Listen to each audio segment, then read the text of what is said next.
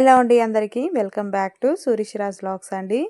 Today recipe ఆలూతో అనపకాయ curry. Taste అనేది చాలా బాగుంటుంది. మామూలుగా మనము కర్రీస్ వండేటప్పుడు ఒక్క వెజిటేబుల్స్తో కాకుండా 2-3 రకాల వెజిటేబుల్స్ని కలిపి మిక్స్డ్ కర్రీ లాగా చేసినామంటే టేస్ట్ అనేది చాలా బాగా వస్తుంది. మాకైతే చాలా అంటే చాలా ఇష్టము. ఈ కాంబినేషన్లో ఎక్కువగా తింటాము. నెక్స్ట్ వచ్చి ఆలూతో వంకాయ కర్రీ రెండు కలిపి చేసుకుంటే కూడా టేస్ట్ అనేది చాలా బాగుంటుంది. అందరికీ ఒక రిక్వెస్ట్ అండి, ప్లీజ్ అండి వీడియోని అయితే స్కిప్ చేయకుండా చూడండి, లాస్ట్ వరకు చూడండి.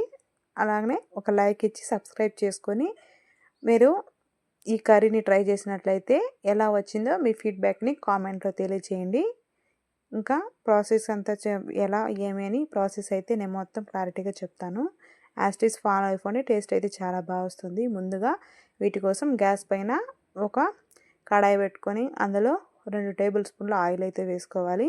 ఆయిల్ కాగిన తర్వాత పోపు దినుసులు అదే ఆవాలు ఉద్దిపప్పు వేసుకొని వేగిన తర్వాత ఆనియన్స్ సన్నగా పొడుగ్గా కట్ చేసుకున్నటువంటి పచ్చిమిర్చి ఒక 3 అయితే వేసుకొని అది కాస్త వేగనివ్వాలి. అది వేగిన తర్వాత సన్నగా కట్ చేసుకున్నటువంటి టమాటాలు, నెక్స్ట్ కచ్చాపచ్చగా దంచుకున్నటువంటి వెల్లుల్లిపాయలను వేసుకొని కాస్త మగ్గనివ్వాలి.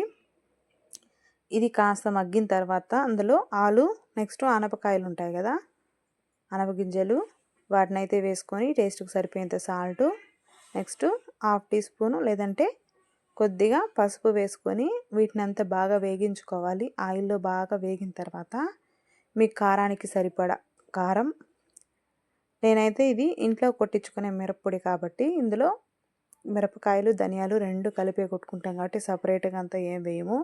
కారపొడి సపరేట్గా, ధనియాల పొడి సపరేట్గా వేయము.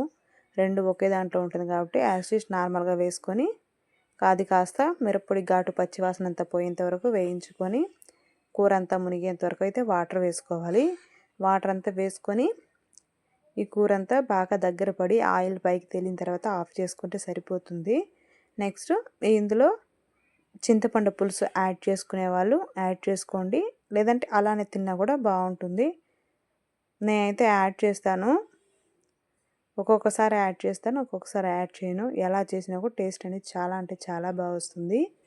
సూపర్ అంటే సూపర్గా ఉంటుంది. మాకైతే చాలా అంటే చాలా ఇష్టము. మీరైతే వీడియోని అయితే స్కిప్ చేయకుండా చూడండి. నిజం టేస్ట్ అయితే చాలా అంటే చాలా బాగుంటుంది, సూపర్గా ఉంటుంది.